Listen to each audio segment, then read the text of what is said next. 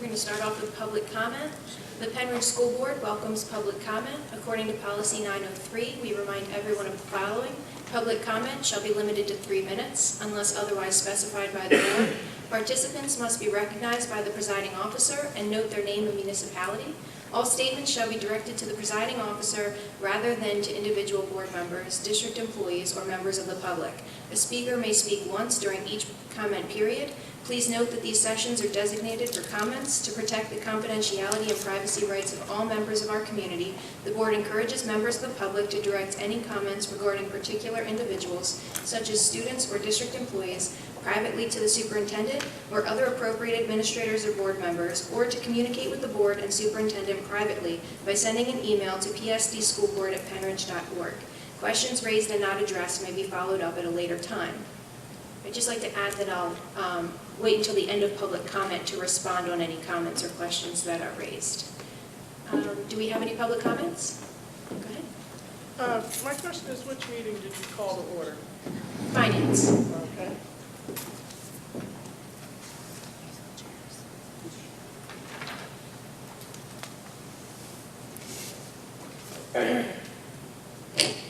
Sue Furlong, West Rock Hill Township.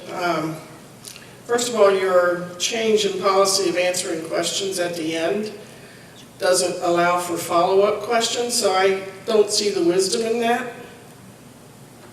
I would like to, if you give me an answer, it may lead to another question. So I feel as if it's a strategy, perhaps, to avoid follow-up questions. If that's the situation, I'm not in favor of it. Item number 5, Meals for IU. Will that be maintained on a separate set of books so that we can know for a fact that it's either a break-even or a for-profit situation when we sell meals to the IU? Because as a taxpayer for Pennridge, I don't feel like subsidizing the IU above and beyond what our budget is. You have nobody else answering, so I think you're at the end of your public announcement. Thank you. Did you have any other comments? I would like to know if that will be maintained on a separate set of books so that we will be able to tell whether or not the nutrition office is subsidizing the IU with their Meals for Head Start. Thank you. Are there any other public comments?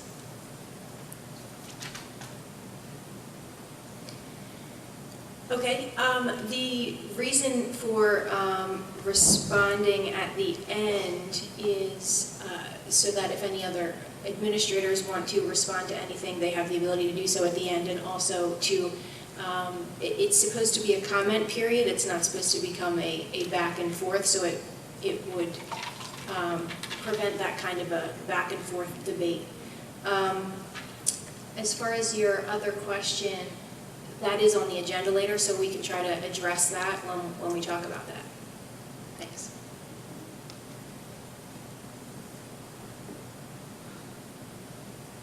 Okay, so the next thing on the agenda is a request to table consideration of the Del Bar Percy Loft LERTA pending submission of the requested data and request for reconsideration. Mr. Goldberg?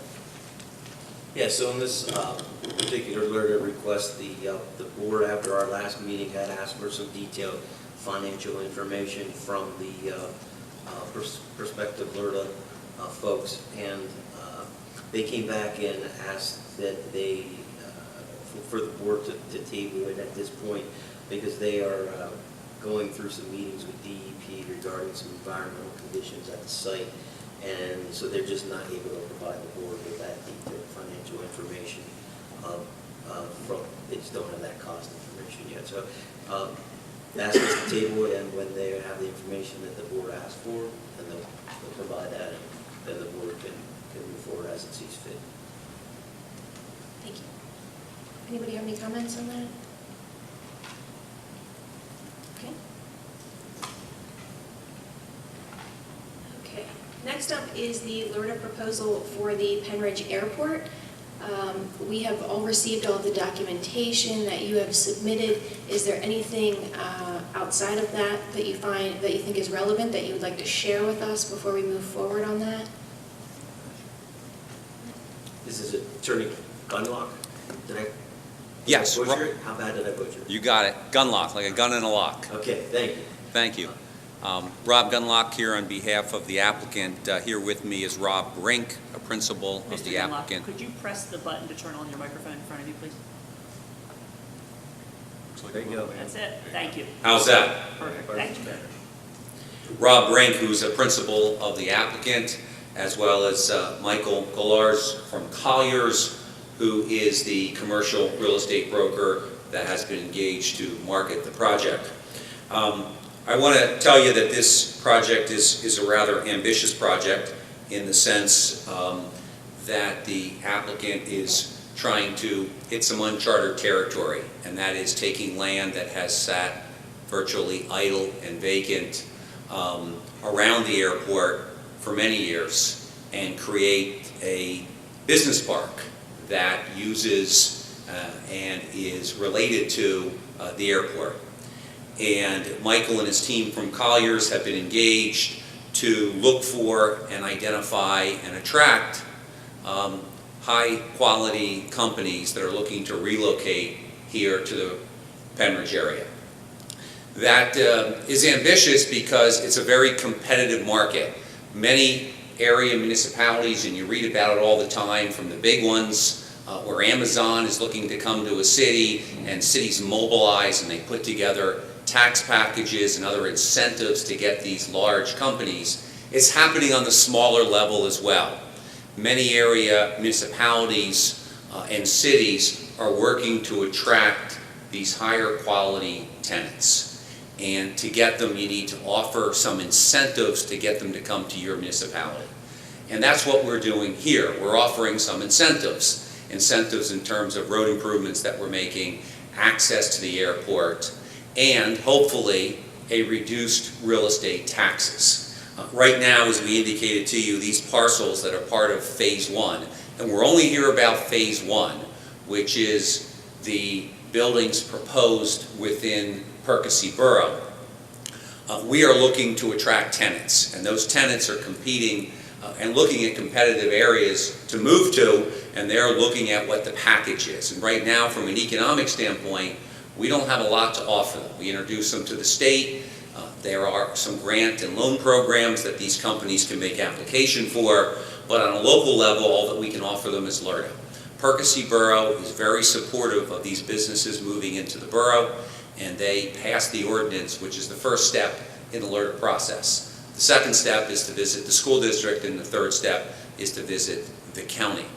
From the school district standpoint, what's in it for the school district? And I like to suggest to school districts and to municipalities, what's in it is support for this private-public partnership that we're creating. That is, we're working together to attract high-quality tenants to the region to then pay higher real estate taxes. And I've given you a ballpark in my letter that I submitted to you where we've indicated that right now these parcels in Percy Borough are yielding about $10,000 a year to the school district. If we can attract tenants to these first two buildings and to the restaurant and to the office or hotel facility, and assuming reasonable fit-up, and what do I mean by reasonable fit-up? Well, you build a 100,000 square foot warehouse building and tenants have different fit-up. Some tenants just want the shell and they're storing materials. That's a low fit-up and the value of that building is lower. Other tenants want high-end laboratory space or high-tech equipment, and those fit-up dollars result in a higher value for the buildings and result in greater real estate taxes to the borough, to the county, and to the school district. So we've assumed a reasonable degree of fit-up in buildings that would be worth approximately $8 million apiece with the warehouse buildings, and $4 million and $2 million respectively for the hotel office building or the restaurant building, which would net in assessments and real estate taxes of about $317,000. Ballpark. Could be higher, could be lower, depending upon the fit up of those buildings and the ultimate value when they're completed, which is, as you know, derived by a number of factors, including the rental amount. If that can be achieved, that's a terrific windfall for the school district, and additional revenue that they can use to do what they do best and educate children. That's only phase one. If this then leads to and springboards into phase 2, phase 3 of these projects with 5 more buildings, we're potentially talking about $1 million a year in real estate tax revenue that you're not seeing today. That's what we're trying to get to. It's not easy. You can't just put up a for sale sign anymore and think people are going to come there and lease 100,000 square foot buildings. Colliers is a national firm. They're marketing this nationally, and this is one tool in the toolbox that they need to get those tenants to come here to start building the base. And I'd submit to you there's no downside to the school district. That is, right now you're making $10,000 a year. You're going to make $10,000 a year in year 1 if we land that tenant. But as I've indicated, those revenues will increase on a declining basis. That is, the abatement reduces on a declining basis, and your taxes will increase over that 10-year period. So by year 11, the abatement is gone, and you have full taxes then going forward. And that's what we need to attract those tenants. And I submit to you that that's a public-private partnership, because we need a little help from you, which you're legally entitled to give. The state has determined that LERTA is a tool in the toolbox to help encourage quality businesses like this to relocate, to provide jobs, and provide growth incentives for municipalities and school districts. And that's something that they have said by the legislation it's legally permissible to do. Percy Borough thinks it's a good idea, and so we're asking you for your support as well. We're here to address any questions that you have, but we think that this is certainly something that's a win-win for both parties. Thank you. I appreciate you coming out and and sharing all the detail in this project that you're working on. Based on the information that has been submitted to us at this time, our legal counsel does not believe that it qualifies for LERTA status. I share that opinion, and so my recommendation would be that we not move forward with granting LERTA status, but it would be based on the majority of the board. So is there anyone on the board who would be interested in moving this forward to grant LERTA status to this project? Can I ask you a question about, you said the legal opinion. I haven't seen a legal opinion, and I'm not familiar with an attorney for a school district or a municipality rendering that type of legal opinion. I've done a number of these for clients throughout this region, and the solicitor for Percy Borough rendered an opinion that it was permissible and proposed the passage of the ordinance. So there may be some differing opinions, and I would love to see a memo where somebody has stated the law for that. But I'm not that's news to me that that opinion was rendered. I'll reach out to the solicitor and see if that's something that they would be willing to share with you or not. Mm-hmm. That would be a decision. Yeah, maybe there could be a conversation with the solicitor for Percy Borough, because Mr. Garton's firm does represent school districts as well, and he was of the opinion that it is permissible and drafted the ordinance, and it did proceed forward for passage. So maybe it's something that needs to be looked at a little more detail. I think that we've looked at it in pretty good detail, and so it would be up to the board if they decide that they want more information, or then that's up to them. Do you know the reason why they made that determination? Yes, you have to prove that the property is dilapidated, and with the amount of information that you've given, I don't think that you've proven that case. There are several elements of this that I personally don't feel have shown that this property should qualify for LERTA status, and that's also his opinion. Are there any board members who would like to move this forward for LERTA status? I wouldn't mind moving it forward, but I would be interested to know if your clients would be willing to have, maybe not a 10-year, maybe a 4-year, or something smaller that we would be able to work together on, instead of just the 10-year. Well, If that would yeah. be the case, I would be willing to revisit it.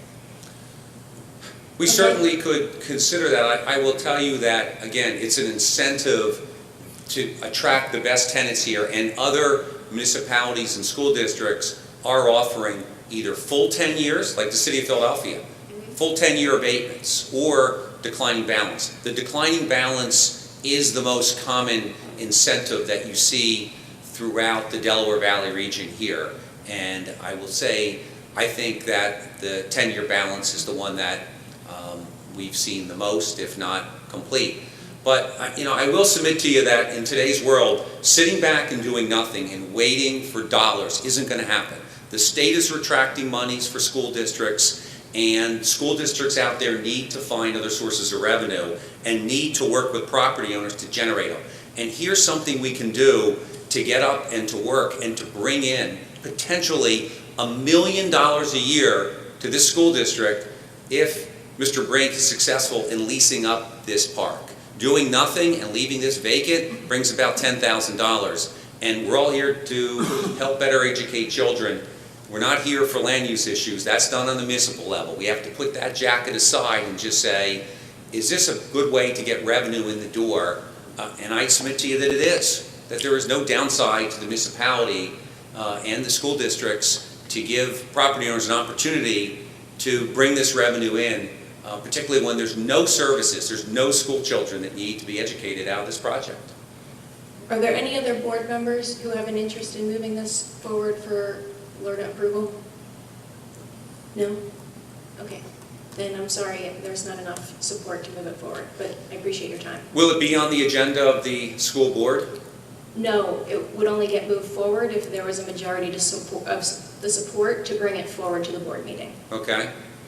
So there's no way we can ask for a vote of the school board on this topic? Well, the board, it goes through the committee first. Okay. And it didn't make it through committee, so it wouldn't make it to the board meeting. Okay. Well, I appreciate you hearing from us. I'd ask you to reconsider, because if you sit around and you wait for revenue to come in the door, it's not coming. And the school districts that are more aggressive, that are finding these sources of revenue, that are working with private enterprises, long-term, they're going to be fiscally sound. I see it in the municipalities more than the school districts. The one that works with the private parties are bringing in more revenue, and their taxes are going down, not up. And the other alternative is to keep raising taxes, and we're trying to submit to you something to think about. Think about it. We're going to be here. We're in the area. We can come back and talk more if you want to talk about other programs. But if you're looking for revenue, here's one right here, and there's not a lot of others out there to pick from. Thank you. Thank you.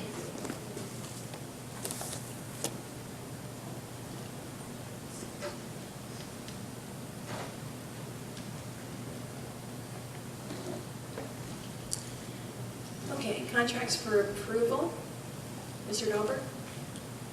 We have contracts A through F tonight for your review, and hopefully move to the board meeting for approval next week.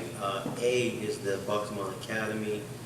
This is a placement agreement for next school year, $109.76 per diem for regular ed, and $125.76 per diem for special ed.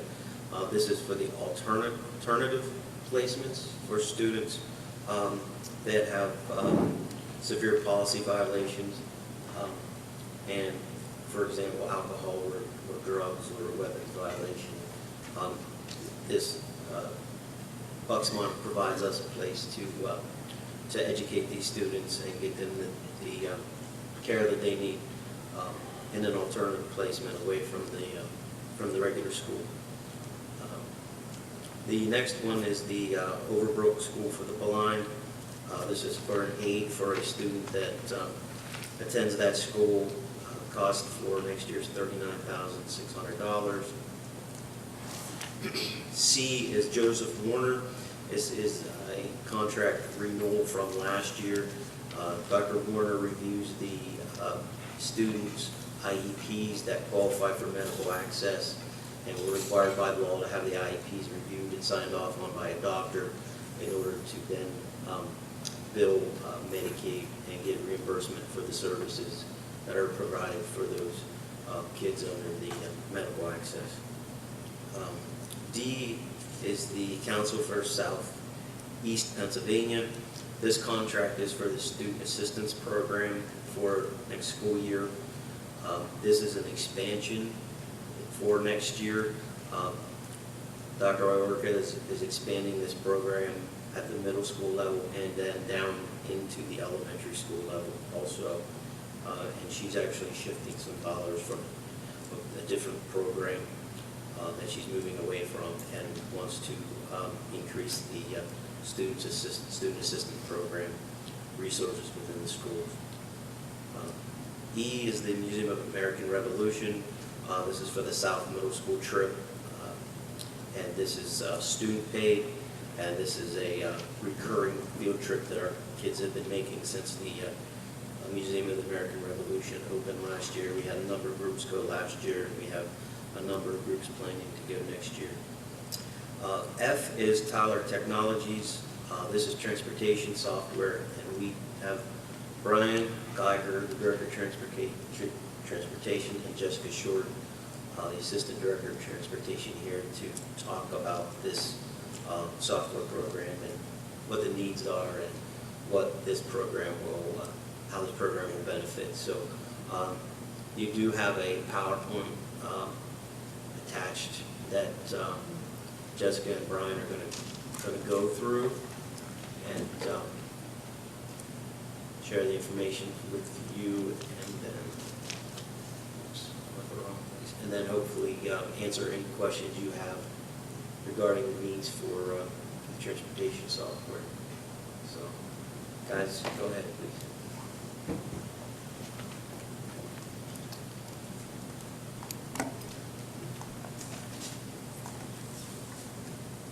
Good evening. As you may or may not be aware, we currently are using a software system called Edgelog. It is a very old, outdated system, very labor intensive, a lot of manual inputting. It's not very user friendly. And one of the main reasons that we have been looking into finding another software system is because the part of the Edgelog that we currently use for our fleet management in our garage is no longer being supported by Edgelog and is being obsoleted by them. So therefore we won't have that system. And that system currently ties into our routing system and our trip system for all of the trips that go through the school district, including athletics. So we've looked at a few different options, and the one that we found that was best is called Versatrans through Tyler Technologies. So what we're looking at is getting the route and district planning part. There's many parts to Versatrans. We are not looking to get the information portal at this time. The information portal is basically for parents to look and see what bus route their child is on and that sort of thing, which we currently do have through PowerSchool. So right now, PowerSchool does talk to our Edgelog system, and Versatrans also will communicate with PowerSchool. So what that means is the information portal that Versatrans offers would be if we were to make a change to a student's record right now, the parent would be able to go in and look and see that immediately. What we currently have is at night, overnight, our system talks with PowerSchool and they dump back and forth overnight. So if we make a change to a child's busing right now, the parent would be able to see that in PowerSchool tomorrow morning. So that's not something that we looked at this point. The other part that we did look at is the field trip management, and we'll go through that in a little bit, and the fleet maintenance. The other ones that are there, the GPS software, parent notification, GPS, and student tracking, is not something that we're looking at now, but they are options that we can add and build on in the future if that's the direction that the district is looking to go in. In order to have any of the other systems, the parent notification, GPS, and student tracking, we would be required to have the GPS software. They work with that GPS software. So with Versatrans coming in, some of the things that they would offer us is an integration. And these are some of the items that they would do for us so that we would still be able to do our regular day-to-day business. We would have our Edgelog system running, and they would do Versatrans. So for about 6 months, the systems would run side by side, so it would be a smooth transition, and there shouldn't be any issues there. Jessica, are you on slide 3? What slide are you on? Oh, did I go past one? Okay, just, No. are you on 3? Are you on return on? Yes, I'm on 3. Can you just let the board yes. members know when you change slides? Oh, I'm sorry. It's okay. I apologize. It doesn't happen automatically for them, so tell them they can stay with you. It's Okay, so slide 3 is what they will do for us. So they'll do our map conversions and the entry of all of our student information. So basically everything that is in our Edgelog system now, they'll transfer over for us so that we won't have to find somebody in the transportation department to do that. Slide 4. The system that they have is going to provide us with very accurate geocoding, and that's going to be the same techniques that are used with the 911 service. So what that means is the results for a student's address is going to be within 50 feet of the driveway's location, and currently we don't have that option. Currently Edgelog gives us a range of addresses where this will be actual like parcel to parcel. The students will be routed from their home address, so we'll be able to see exactly the distances between their driveway and the bus stop. We'll be able to get more accurate information on the bus stops. So some of the problem that we're having with the routing is that some of our streets, the addresses don't go in order and they'll change, but because we have the grouping, we're automatically assuming that 91 is coming before 92, and sometimes it doesn't, where this system will know because it actually overlays with Google Mapping. Okay, so it's more accurate. Right now, we just kind of see a flat map. We don't see the satellite at all, so we can't actually see the house, and it's almost like a guessing system. And the drivers go out and they do their dry runs and they come back and they tell us and we fix it. When we fix it in our system that we currently have with Edgelog, it doesn't stay. When we correct something in the new Versatrans, it will stay.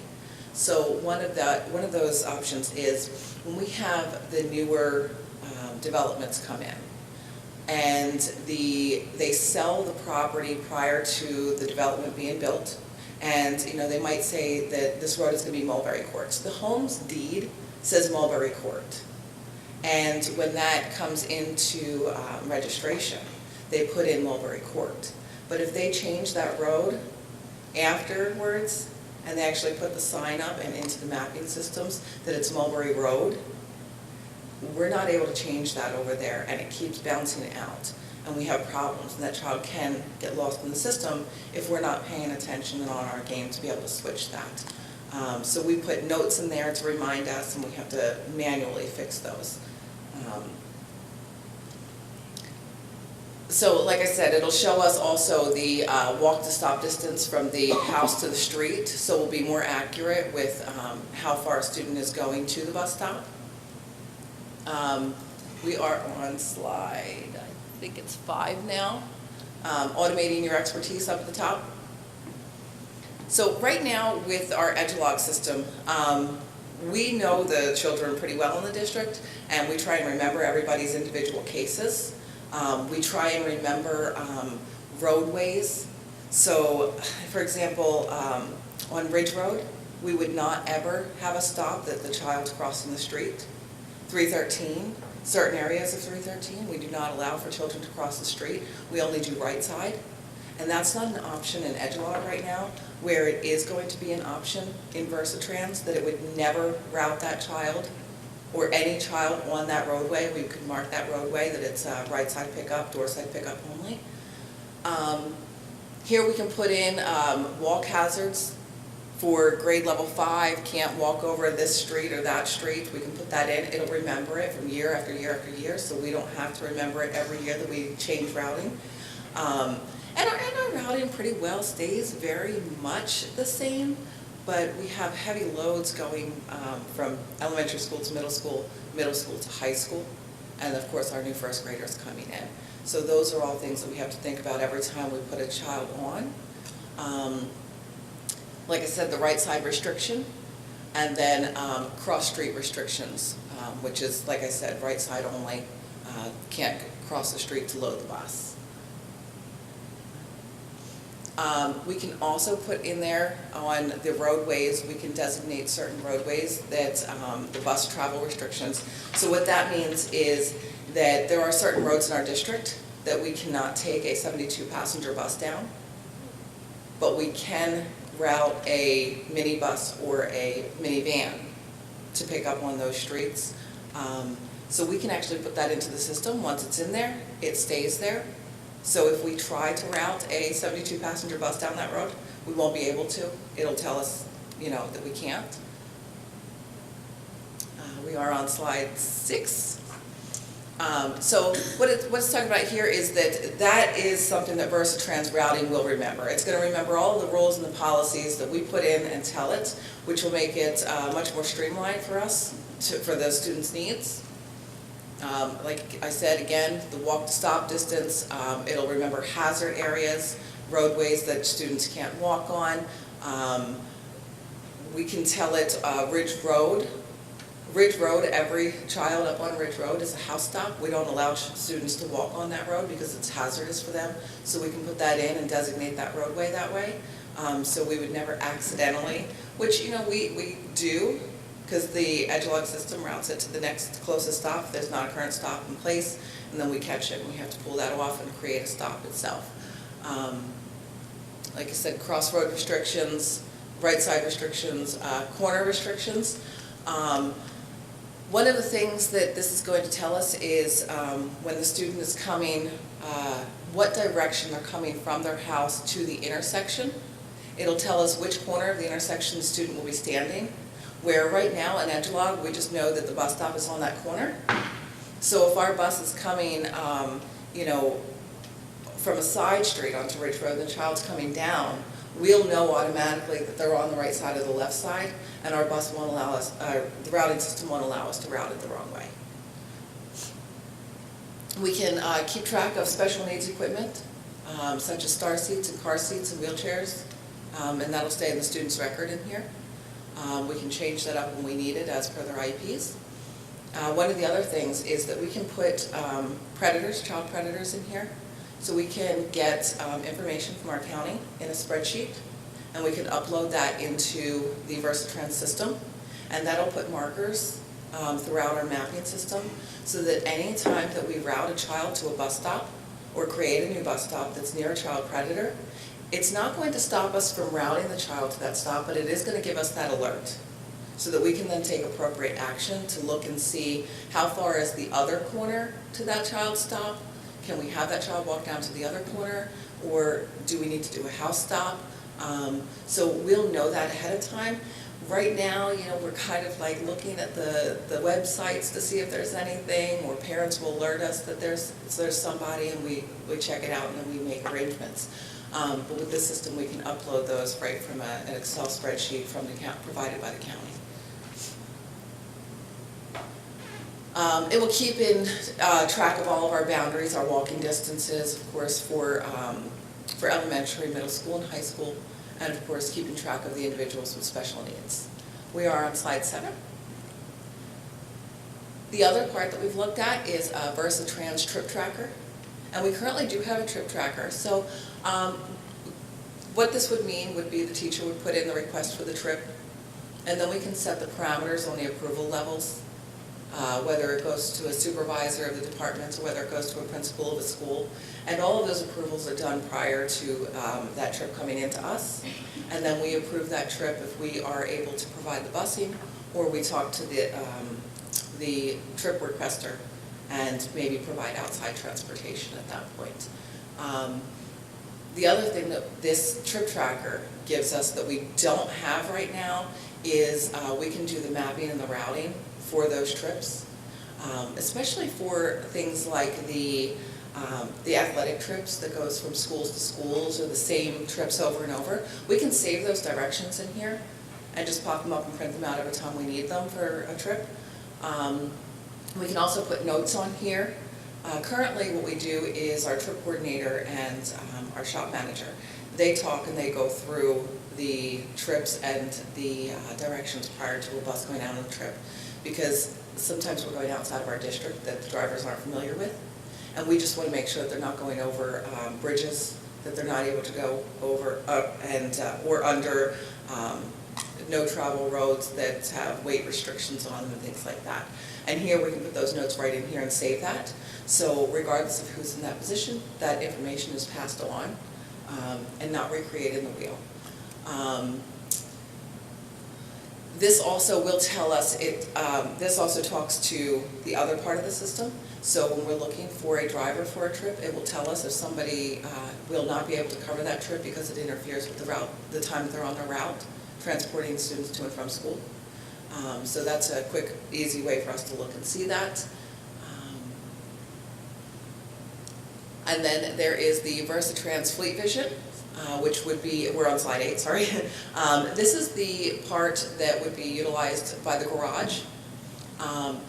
And this is something that can keep track of their inventory, which is currently what the other system does. It does keep track of the inventory, which, like I said, is obsolete. It creates work orders.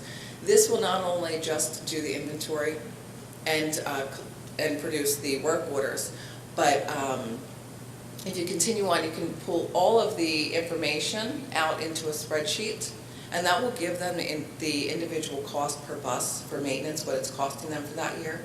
So the reporting will be easier for them to pull out. Just clicking one part past that, still on slide 8, this is where they would enter in the bus number and keep track. They can pull up what has been replaced on that bus. And they can put notes in there to what they did, what they tried, and what the symptoms were the last time they worked on that bus, the last time that a driver reported an issue, what the issue was. In here, they can also keep track of the employees in the garage, their certifications. And it will tell the shop manager when that individual is due on different certifications. I almost forgot to mention that on the routing and planning, there is also an option in there for driver management. And basically what that is, it's currently, we keep track of all of the driver certifications, their driver's license expiration dates, their S endorsement expiration dates, and there's actually 2 expiration dates on the S endorsement. So that's something that needs to be replaced every year when they get their physical, and then every 4 years they have to go through a recertification process. So there's 2 dates for that one car that need to be kept track of, in addition to their physicals. And we can keep track of all of that and any other additional information that we need, expiration dates for first aid and CPR for our aides. We can keep that all in that system, and on a daily screen it'll come up and alert us that somebody's coming close to expiration, or if we have someone that is expired, so that we don't allow them to go out on the road. And then the other part that VersaTrans will provide us will be implementation and training. So they have gone over quite a bit of this with us to give us the information, of course, but they will provide training to us. We're on screen 10. The service team will come out. They'll, of course, obtain the map data. They'll transfer everything over, make sure to set up all of our parameters. Screen 11. The implementation, so they'll provide training to us. Not only will they provide us training here in person, but they'll also provide us training via telephone and web conference calls, as well as ongoing support for anything that we need that might come up as we go along, and that happens. Next slide. So they provided a little bit of sample agendas, what they would come out and do, if you wanted to look those over, just kind of going over the different items that they would be training us on. And that is continued on the next slide of the sample agenda. I think I pretty much went through that, so I don't think you want me to go through each and every item they're going to train us on, so I'll spare you those details. I just want to look at my notes here because I know that I left out a few things. The other thing that this reporting will do is it will help us with our 1049 PDE report. We can pull the time and mileage and student routes out of there, which is our reimbursement for student ridership. It will also allow us, currently with Edgelog, we do not have rosters for our middays, such as our midday techs and our work study programs, because the current system only allows us to have one student record. So if I pull up a student's name that goes to tech, I'm only going to see a morning bus and an afternoon bus, where the new system allows us to create multiple and still pull up that one student's name and have all of their busing information. So currently we have 4 buses going to the tech school in the midday, and they are taking students back and forth for AM and midday. Of course, they do that again. So if you were to look at one student that's going to tech, you might see in this new system, you would see their morning bus into school. You would see their morning bus up to tech if they were AM tech. You would see their midday bus back to tech. And you currently do not have that information. It's on spreadsheets, it's manual, it's more labor intensive. One of the other things that VersaTrans allows us to do is when we're working on routing, we can pull up other screens. So what that means is we're constantly, between Nancy and myself, changing routes, especially at the beginning of the year, and changing students around as students come in. So when we get a parent phone call, which are very heavy in the beginning of the year, we have to look at the student's name. We lose all of the work that we've currently been working on. If we open up a new screen to look at that child's information to find out what bus they're on, we lose all of that information, have to start over again after the phone call. Where this new system, you can have multiple screens up. The reporting process is much easier. We can create any report that we want. We're currently in Edgelog. We have to call Edgelog, explain to them what they want, and they have to build the report in, and then we can pull it. Where this is more like if you're shopping on Amazon and you want a rug, you go on, you look up rug, you put the price range in that you want, you put the color that you want, and it pulls up those. So it's just like that with the clicking on the side. So it's much more user-friendly and less labor-intensive. The fleet system also talks to our gas boy, which is our fueling system. So it will tell the gas boy will go right into the fleet system as to how many gallons are being dispensed and what bus and what the mileage is in that bus. Where currently our system, Edgelog, does not talk to gas boy, so those reports are also more labor intensive. I think that is everything. Sure, thank you for that report. I've never heard transportation compared to rug shopping, so that was excellent. Well done. I just want to make sure that I understand that all the things that Edgelog currently provides are provided in this system, and then this system, the Tyler system, has extra safety and management pieces that we're going to be able to fully implement. Correct. The 2 questions I have is, one, in terms of timing for the implementation and the training, if this were to be approved, this would be used for this school year? No. Okay.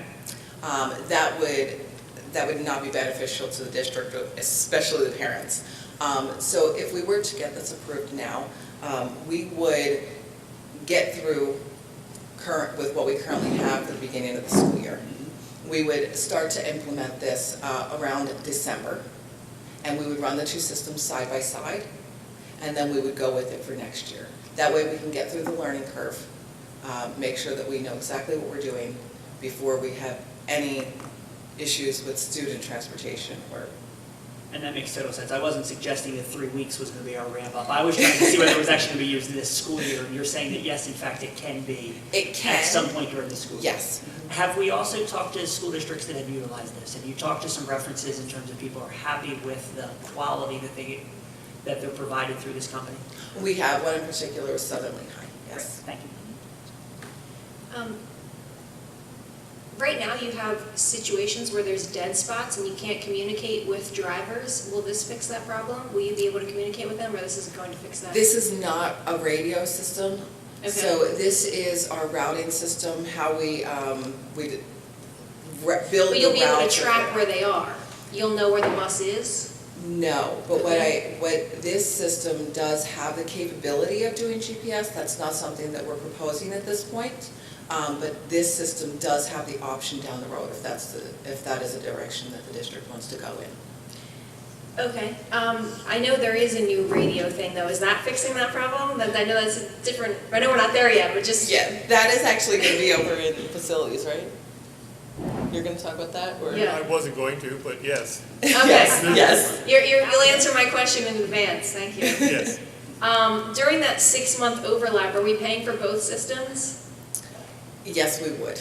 Do they offer any kind of a pilot where they let you test it out for a certain period of time before you decide whether or not it's worth Ryan it? is going to actually go over the financial details on it for you. Okay. And there is a discounted rate for the first year. Okay. And how, maybe you'll answer this question then, but I was just wondering how it compares cost-wise to the system we're using currently. I will. Okay, I don't believe you got this information, but the first year, the purchase of the software and everything would cost us $70,212.50. But that is normal because the software itself is $31,000 and multiple, then we have the hosting fee. They're going to host it. It won't tie up our computer system here at all. Everything's hosted on their system, and they offer us cyber insurance. I think it's $20 million cyber insurance. And the solicitor asked us to make sure we had at least $1 million for that. So that would be that part. But this also includes the fleet, which we never had and we were paying for before. This includes the software for that and everything, and all the management, the updates. I will get continuous updates all the time. If their system, if they do a new update to their system, we will receive the updates. But any system that you would switch to, you're going to have a larger startup.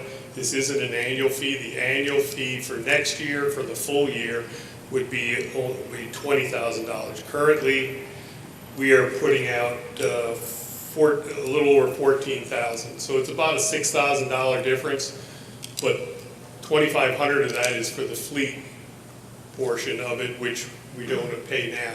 So really, it's about $3,000 difference from what we are paying currently. Is there a reason why we were given the 20,000 number and not the 70,000 number? Is It should be in there. You should have received both. I only saw the Yeah. 20,000 number. The That was first, 71. that includes all the training costs, all the things that they have to do to get us set up, the software, and the support that we get for that, for the first 6 months of the year, or the last 6 months of this school year. And then come July 1 was when we would switch over to strictly using Versatrans, and Edgelog would go away. We have discussed it with Diane Miller in technology. She says the fees that they're charging are normal fees when you have for softwares and startup and everything, that they're normal. The solicitor has reviewed it, they said the contract is in order, and he only had one thing he asked for, and that was the cyber insurance. And we do have a certificate from them, and they will name us secondary insured on that.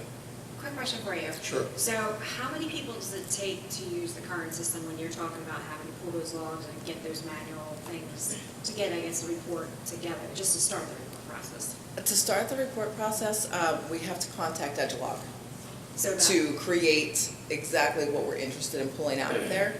So is it like a one-person show, or is it like a couple people that do it, or is it, I guess, depends on whatever the report is? It is one person on our end to call them, and then they get the report together. And sometimes it's accurate, and sometimes it's not. So when we pull it out, then we just pull it out of the system, which, doesn't take too long. It's just the process of getting the reports, where this system is much more user-friendly. If Sean had called and needed a report, we'd be able to get it to him within an hour or so, rather than in a few days when Edgelog is done on their part. At Edgelog also, when we request a new report to be developed, there's a service charge for that also. That comes in addition to any charges that we have on an annual basis with them. So are there any canned reports that are included with this package? Yes, there's a lot of the reporting things for the state, Pennsylvania state reports, things like that, and different other reports that we would use already are there. We could just, like she said, pick the things that we wanted the report to tell us, and it'll put it together then. And we can pull that report out in Excel spreadsheet, so we could data and sort whatever we wanted. Okay. Is there any reporting that we currently do that this does not offer, that we would have to have custom programs? Not at this time. The other nice thing about it is the GPS down the line. We would have that. We could use it for student accounting once we get the GPS and be able to track who's on the bus, which bus, where they got off, whatever. It'll give you all those kind of features down the line. It would I'm interested in. I knew that. Nice, Yeah. nice. But there's a lot of parents would be interested. It would save us too. If a student parent calls, says, well, little Johnny didn't get off at his bus stop, but they said at the school he got on, we can check, did he get on the bus? Did he get on a wrong bus by accident? Or did he get off at a stop where he wasn't supposed to? We have all that information at our hands.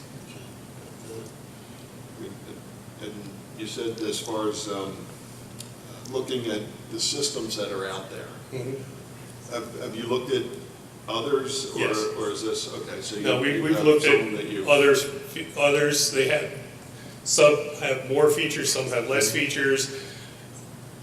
This one here just seems to be one that, I know Jessica's familiar with it, I'm familiar with it already, we both had our hands on this system. And they have updated so much from when we've used it, that it's well advanced compared to what we even used when we were working with it. I had it at STA, in Bangor, and at Southern Lehigh, she had it at Southern Lehigh, and Allentown. Right. Allentown, we had it at Edgelog. So You had Edgelog there. So you talked about electronic approval of trips, Mhm. for trips. Is that a workflow that we will have to develop, or is that an embedded workflow, we just need to identify who? Correct. We just have to identify who it would be that would do the approvals. Currently, our system is set up the same way, so this one would be set up the same way for the approvals.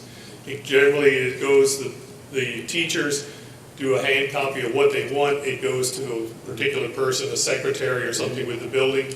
Once that's entered, an email is sent to the next approver, which is the building principal.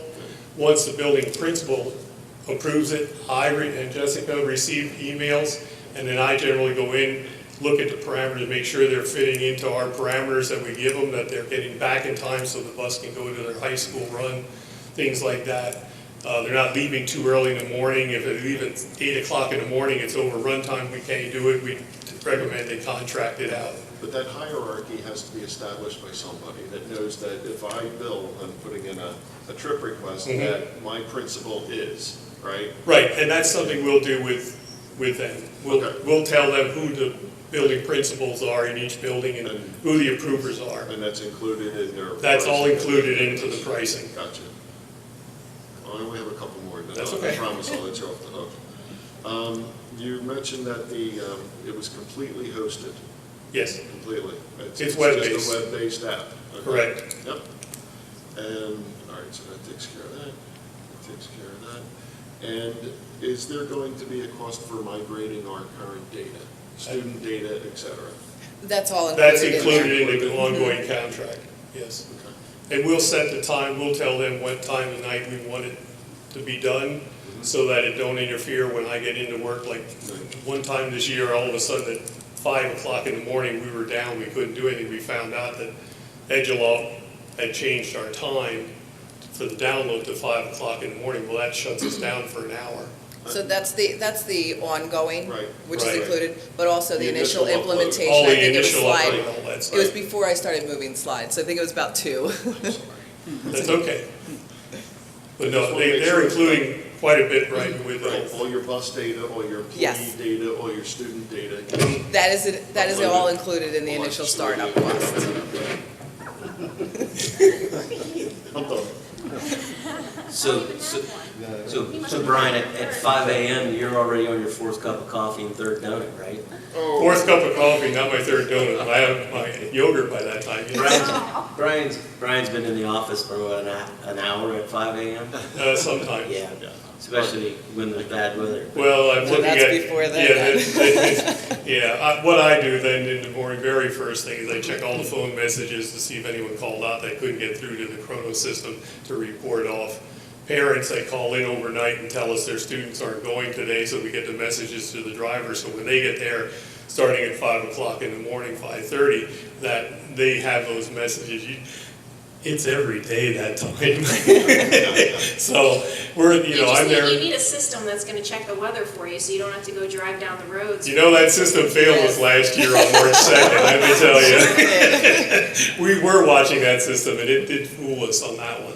Although I hear that you check my road and the road my parents live on, Oh. so. Yes, I do. So, Brian? Yes. Jumping back to the fleet management. Yes, So the current Edgelog system has fleet management, but that's going away, or it can't be used any longer? correct. It's obsolete, they don't support it anymore, and this one does twice the amount of stuff. And the fleet management software does what? Can you explain that a The little new bit? fleet management system, we will probably purchase some tablets for the mechanics. They can create the work order right there instead of handwriting them out. And when they hit enter, it goes right into the system. It takes the parts out of the inventory, and it puts the record into that particular bus. We'll be able to pull reports out real easily to find out what bus is having what problems at any time and everything. It will update the inventory. Right now, the only thing we don't have an answer for, it doesn't have a scanning system that we can input by just scanning the item and putting it into the system. If it does, that's really great.